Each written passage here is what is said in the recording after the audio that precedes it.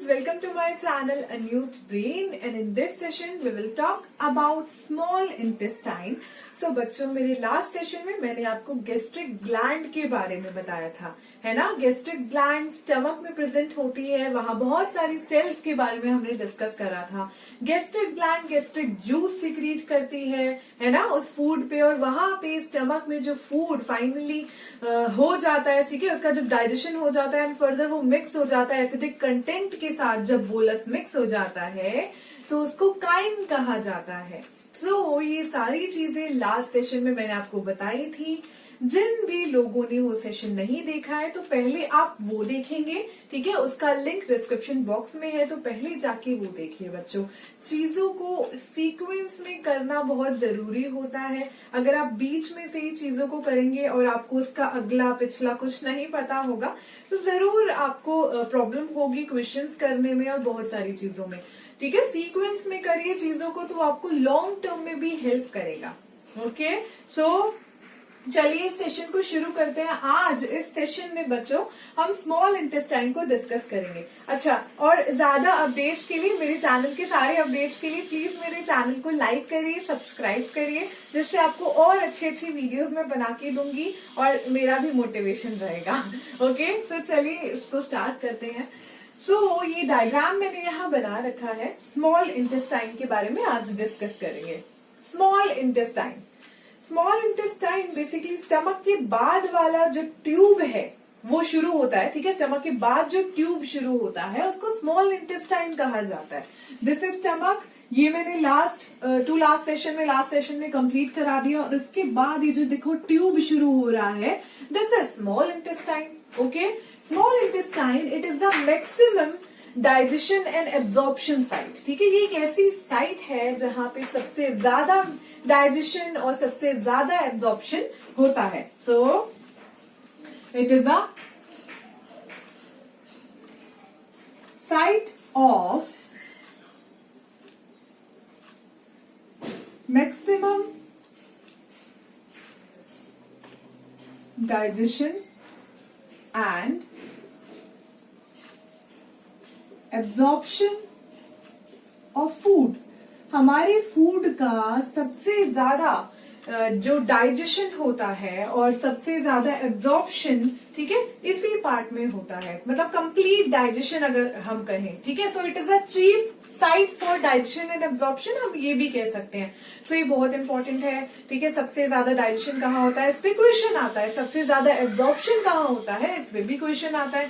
सो बच्चों, आपको पता होना चाहिए कि small intestine is the site जहां पे maximum digestion and absorption occurs.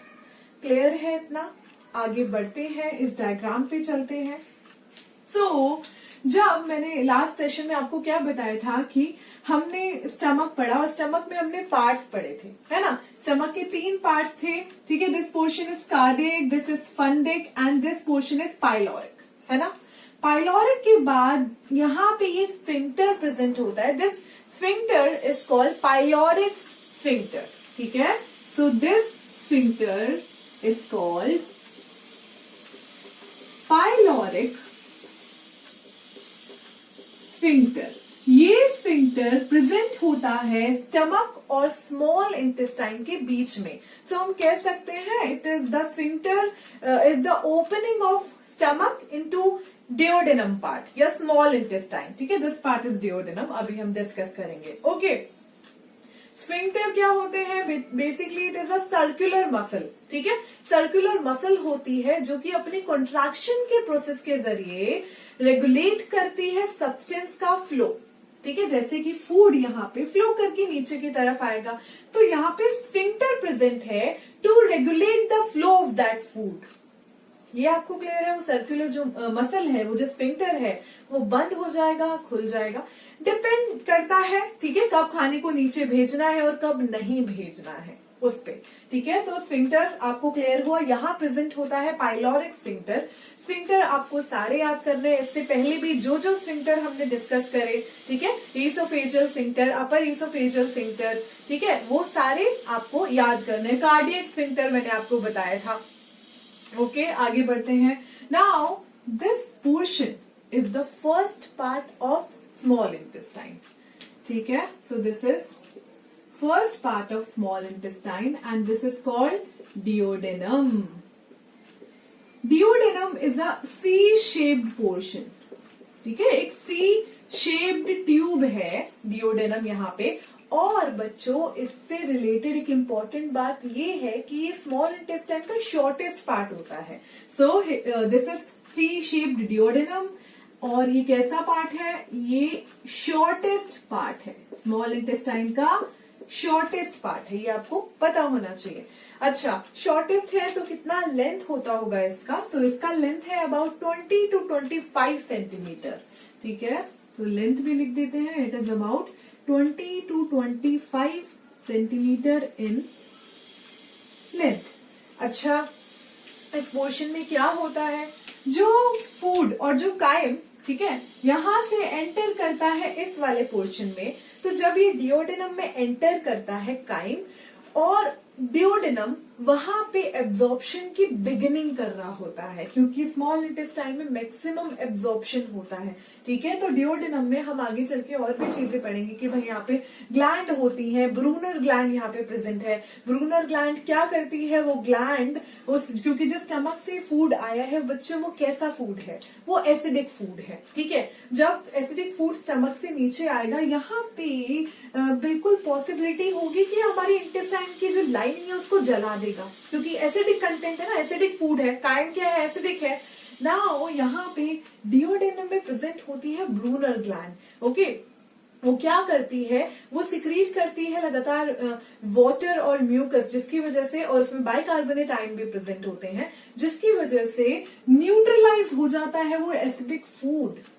वो एसिडिक फूड न्यूट्रलाइज हो जाता है. तो आप समझ रहे हो, ये प्रिपरेशन चल रही है फर्दर डाइजेशन और एब्जॉर्प्शन की. ठीक है, तो डिओडेनम में प्रिपरेशन होती है डाइजेशन और एब्जॉर्प्शन की. अच्छा, इससे रिलेटेड एक और बात मैं आपको बता देती हूँ. ऐसी बात नहीं है, वो हम डिस्कस नहीं करेंगे, हम आगे भी उसको डिस्कस करेंगे, पर फिर भी मैं आपको बता देती हूँ. डिओडेनम तो एक्सक्यूज मी, डिओडेनम ये है. ठीक है, डिओडेनम से यहां से बच्चों शुरू हो रही होती है हमारी पेनक्रियाज. यहाँ प्रेजेंट होती है हमारी पेनक्रियाज, और ये पेनक्रियाज खुलती है डिओडेनम में. तो इस लूप में, ठीक है, अब ऐसा लूप है और इस लूप में प्रेजेंट है हमारी पेनक्रियाज, ऐसे करके. ठीक है, डिओडेनम इज अ लूप और इसमें पेनक्रियाज ऐसे प्रेजेंट है. पेनक्रियाज की ओपनिंग खुल रही होती है डिओडेनम में, और पेनक्रियाज की कुछ duct also connected with liver, liver के साथ कनेक्टेड है. तो लिवर से क्या आता है बच्चों? बाइल जूस आता है. पेनक्रियाज से पेनक्रियाटिक जूस आता है. और दोनों जो जूस होते हैं वो खुलते कहाँ हैं? यहाँ खुलते हैं. ठीक है, स्फिंक्टर के जरिए वो इस डिओडेनम में खुलते हैं. क्यों खुलते हैं? For digestion. ठीक है बहुत सारा डाइजेशन में यहाँ पे होता है. सो ये सारी चीजें थी डिओडेनम के लिए. क्लियर हुआ आपको? डिओडेनम सी शेप्ड पार्ट है, 20 to 25 centimetre in length, and it is the shortest part. ठीक है, यहाँ पे एब्जॉर्प्शन डाइजेशन की बिगिनिंग होती है बेसिकली. आगे बढ़ते हैं. नाउ ये जो बीच वाला पोर्शन है, हम इसकी बात कर रहे हैं, स्मॉल इंटेस्टाइन. स्मॉल इंटेस्टाइन का जो नेक्स्ट पोर्शन है, this is called jejunum. So next is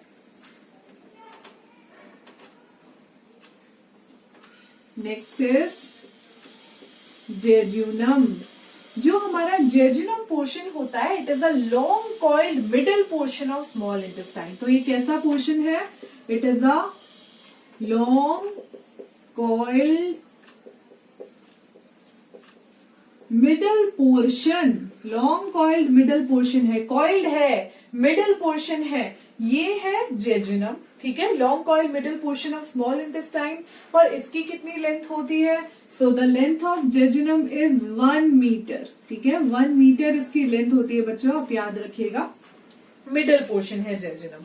okay, jejunum जो होता है वो हाईली वस्कुलर पोर्शन होता है. So this portion is highly vascular.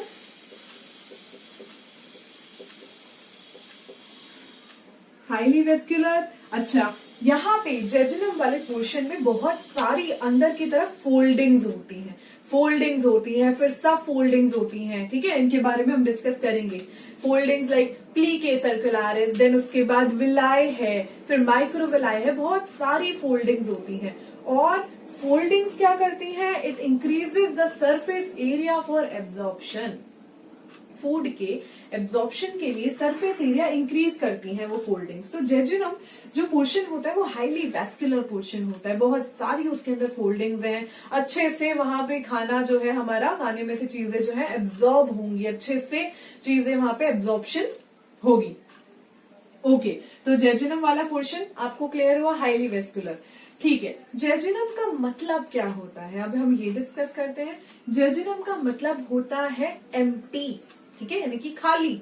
Jejunum का जो नाम है, ठीक है, वो एम्प्टी वर्ड से क्यों रखा गया?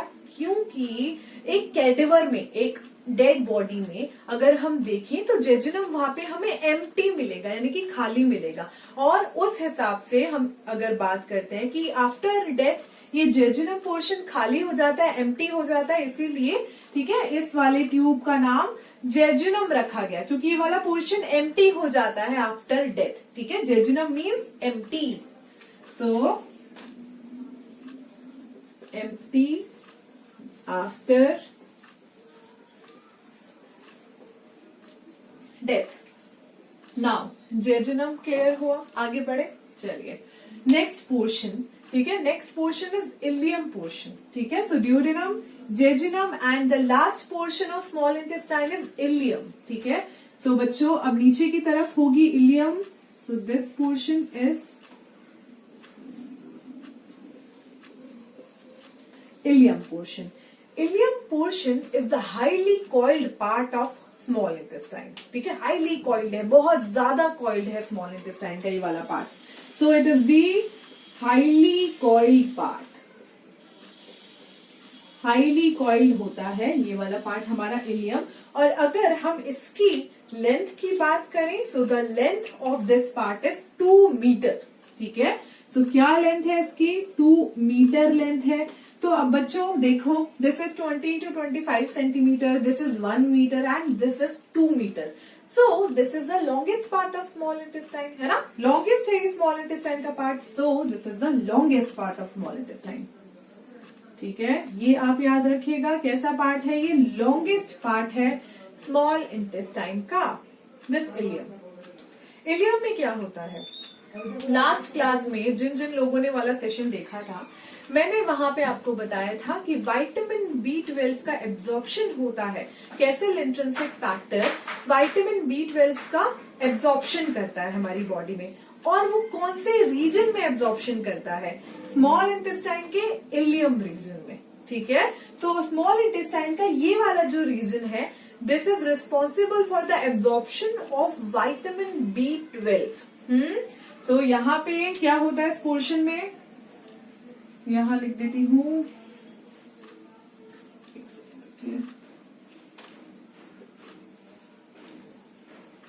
Absorption of vitamin B12। Vitamin B12 का एब्जॉर्प्शन होगा, और यहाँ पे कुछ बाइल सॉल्ट्स का भी एब्जॉर्प्शन होता है, कुछ बाइल सॉल्ट्स। अब अगेन ये बाइल सॉल्ट्स कहाँ से आ गए भाई? ठीक है, जब हम डिस्कस करेंगे ना जूसेस वगैरह के बारे में और डाइजेशन के बारे में, तो हम इनके बारे में पढ़ेंगे कि बाइल जूस होता है, फिर बाइल एसिड्स, बाइल सॉल्ट्स, हम पढ़ेंगे उनके बारे में, लेकिन फिर भी हल्का फुल्का मैं बता देती हूँ। ठीक है, यहाँ मैंने बताया था आपको कि हेयर इज पेनक्रियास। ठीक है, पेनक्रियास से कनेक्टेड 2 चीजें और होती है। सपोज यहाँ पे लिवर है, ठीक है, तो यहाँ पे हमारी प्रेजेंट होगी ऐसे पेनक्रियास, और पेनक्रियास से क्या और डक्ट से कनेक्टेड होगा ऊपर की तरफ यहाँ पे लिवर प्रेजेंट होगा। ओके, तो लिवर कनेक्टेड है पेनक्रियास से, और ये डक्ट जो है ये यहाँ खुल रही है, कंबाइंड डक्ट। तो जो लिवर है वो क्या सिक्रीट करता है? वो बाइल जूस सिक्रीट करता है। ठीक है, बाइल जूस सिक्रीट करता है। यहाँ गॉल ब्लैडर भी होता है जो कि बाइल जूस को क्या करता है? स्टोर करके रखता है। तो लिवर बाइल जूस सिक्रीट करता है, बाइल जूस में होते हैं बाइल सॉल्ट। और पेनक्रियास पेनक्रियाटिक जूस सिक्रीट करता है। और यहाँ पे जो इंटेस्टाइन का ये वाला पोर्शन है अंदर की तरफ, ठीक है, ब्रूनर ग्लैंड और ये इंटेस्टाइन में जो सेल्स हैं, ये भी इंटेस्टिनल जूस भी सिक्रीट करती है। तो तीनों चीजें मिलके बाइल जूस, हाँ, इंटेस्टिनल जूस और पेनक्रियाटिक जूस, 3 तरीके के जूसेस मिलके यहाँ पे डाइजेशन करते हैं हमारे फूड का, फर्दर डाइजेशन यहाँ पे फूड का करते हैं। ओके, सो यहाँ पे बाइल जूस में जो यहाँ से आ रहा है इसमें प्रेजेंट होते हैं बाइल सॉल्ट, और वो कहाँ एब्जॉर्ब होते हैं, absorb vitamin B12 and some bile salts, और कुछ बाइल एसिड्स भी यही एब्जॉर्ब होते हैं इलियम रीजन में। ओके, सो मैं ये वाला जो पोर्शन है वो रब कर देती हूँ, इतना बढ़िया डायग्राम जो है वो खराब हो जाएगा। आई होप आप लोगों को ये क्लियर हो गया होगा। आगे बढ़ रहे हैं हम इसमें। ओके, नाउ इलियम रीजन हो गया। इलियम के बाद अब ये खत्म कहाँ होता है, ये देखिए, ये पोर्शन यहाँ खत्म हो रहा है, यहाँ, ठीक है, ये जो इलियम है ये यहाँ खुल रहा है, ठीक है। This is called ileocaecal junction, ठीक है, this is called ileocaecal junction, ये इलियोसिकल जंक्शन है। ओके, मतलब इधर ये पोर्शन पूरा, ये जो पोर्शन है ये इलियोसिकल जंक्शन है, ठीक है, and this portion is called caecum, इसको हम सीकम कहेंगे। लार्ज इंटेस्टाइन का फर्स्ट पार्ट है, लार्ज इंटेस्टाइन का पोर्शन है सीकम। सो ये जो हमारा इलियम है ये कहाँ पे खुल रहा है, ये हमारे सीकम पोर्शन में खुल रहा है। यहाँ पे दोनों के बीच में एक जंक्शन प्रेजेंट है विच इज इलियोसिकल जंक्शन। इस जंक्शन में प्रेजेंट होती है एक वॉल्व, ठीक है, तो यहाँ पे वाल्व होती है, एक वाल्व कह सकते हैं, वॉल्व कह सकते हैं, वाल्व प्रेजेंट होती है जिसको इलियोसिकल वाल्व कहते हैं, और यहाँ पे एक स्फिंक्टर भी प्रेजेंट होता है, इलियोसिकल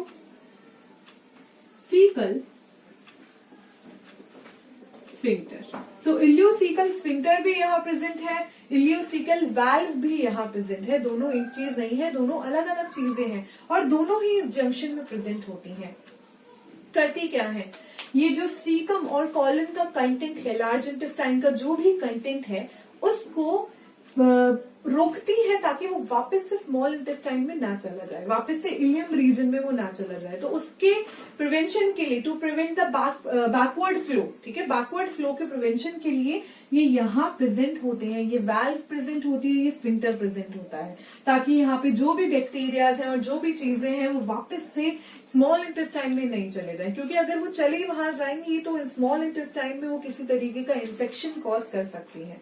ओके, सो यहाँ पे भी बच्चों वाल्व का आप नाम याद रख सकते हैं, इलियोसिकल वाल्व ही कहते हैं और इलियोसिकल स्फिंक्टर कहते हैं, यहाँ प्रेजेंट होता है इस वाले जंक्शन में।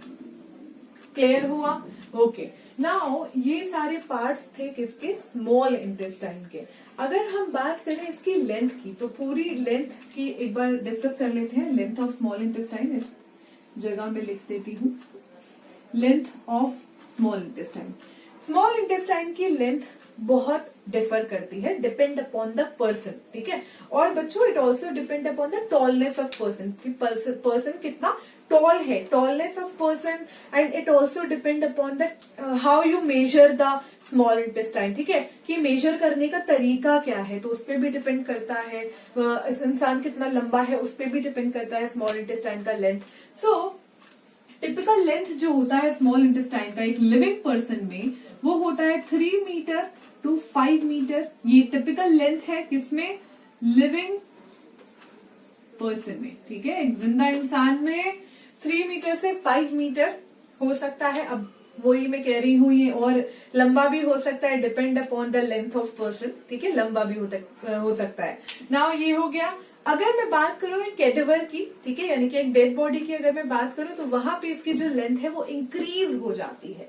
सो in the case of cadaver length कितनी होती है, 6.5 metre in the case of cadaver. Cadaver मतलब डेड बॉडी, जो डेड बॉडी होती है उसके केस में इसकी जो लेंथ है वो इंक्रीज हो जाती है। क्यों इंक्रीज हो जाती है, क्योंकि आफ्टर डेथ वहां पे जो मसल्स होती हैं वो रिलैक्स हो जाती हैं। So due to relaxation of muscles वहां पे कैडेवर में जो स्मॉल इंटेस्टाइन की लेंथ होती है वो बढ़ जाती है, ठीक है। और बहुत सारी चीजें हैं डेड बॉडी से रिलेटेड, की डेड बॉडी की भी लेंथ बढ़ जाती है आफ्टर डेथ, ठीक है, खैर वो हमें उतना डिस्कस नहीं करना। So length of small intestine living person में 3 metre to 5 metre typical length है, और कैडेवर में 6.5 मीटर लेंथ वहां इंक्रीज हो जाती है। अच्छा, अगर मैं बात करूं why it is called small intestine.